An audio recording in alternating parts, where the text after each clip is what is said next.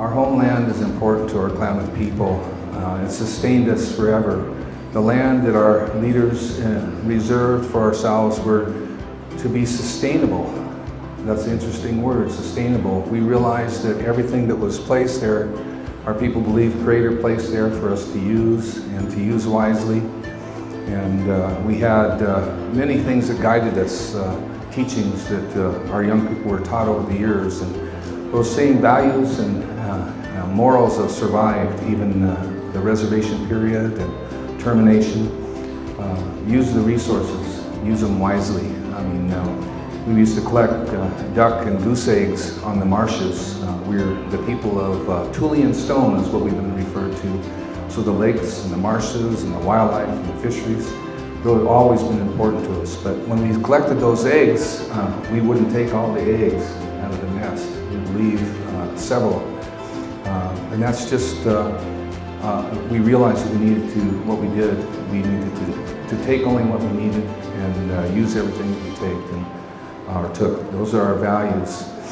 And certainly appreciate, and I'm honored to be here and proud to say that Sustainable Northwest has been a friend not only to the Klamath Tribes, but the people of the Klamath Basin.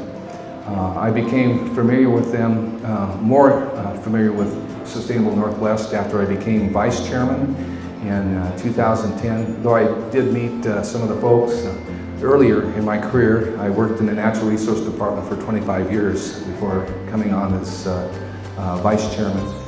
And so we've been friends with Sustainable Northwest.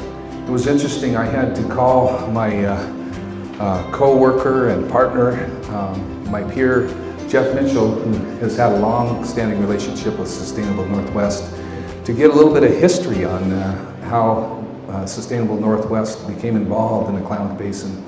Because it's interesting, and Mike and I were talking about this, Mike Girl and I were talking about this, how Sustainable Northwest is kind of behind the scenes. And you know, which really was a helpful thing. They weren't pushing their views and values, they came to the community to help, to provide what we needed. I mean, that was really what guided them. And that was so helpful in our community where we had all this brokenness and lack of trust amongst each other between the ag community and the tribes and the local folks, but outsiders. And just the way that Sustainable Northwest came to our area and offered their services, it was so important to the success that we are now have and we're facing. We've got a ways to go, but they offered to help. They provided resources. I know the Klamath Tribes, we didn't have the capacity to really engage and fully be involved at the level that we needed to without the help of folks like Sustainable Northwest. The resources they provided, the mediators they brought into our meetings, and all the other things that were done behind the scene are so critical to help us achieve the success that we have. I spoke a few years back, and that was right after we signed the Klamath Basin Restoration Agreement. You know, there are currently 3 Klamath Basin agreements.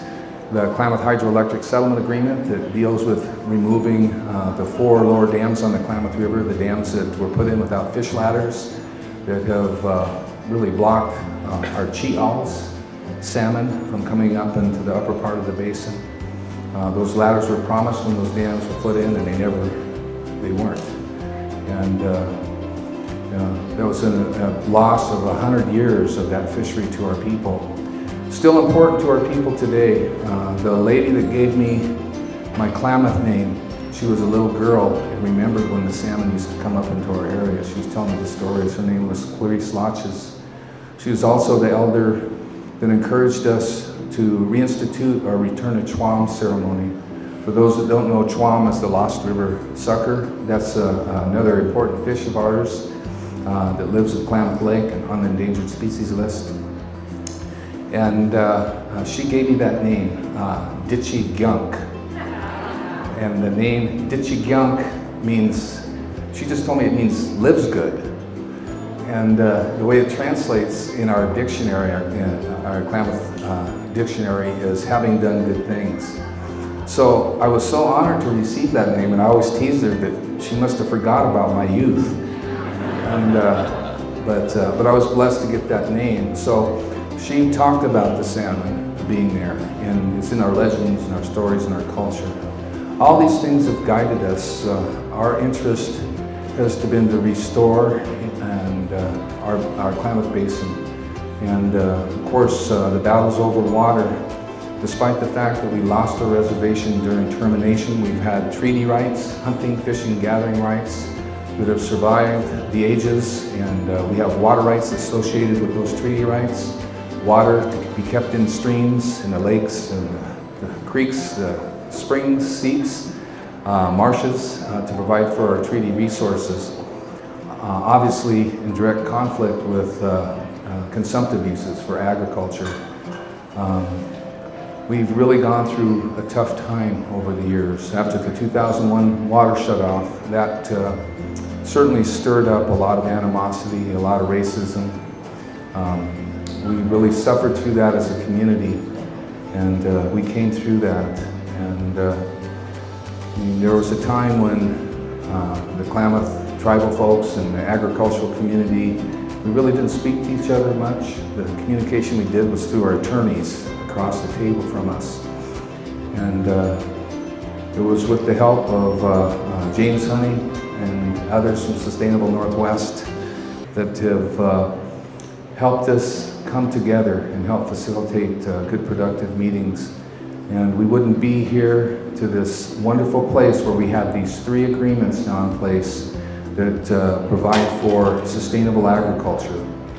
There's been too much demand for water. These agreements call for a reduction in demand, restoration, providing enough water in the streams for our fisheries, and actually maintenance and recovery and restoration of the riparian zones along the rivers that affect our fisheries and water quality.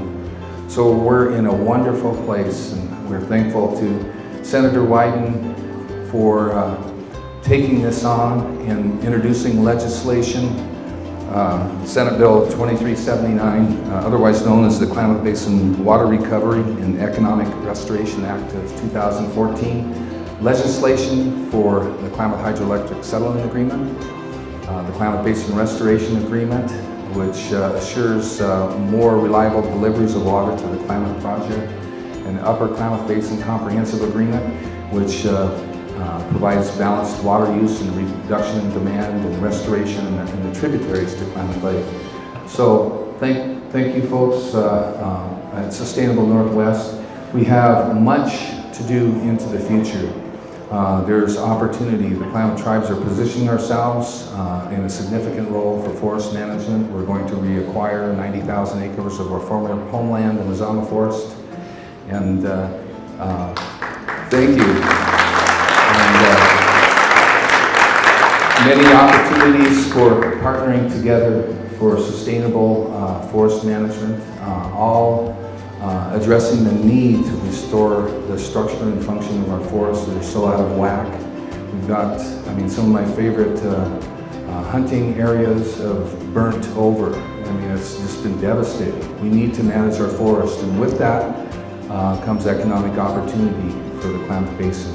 And we're so excited of the opportunity around restoring our watershed, the forests and the streams. And look forward to continuing to partner with Sustainable Northwest.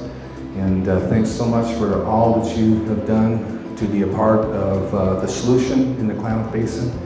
And let's be pushing our representatives to support the legislation key to sustainable future for our folks in the Klamath Basin. So thank you.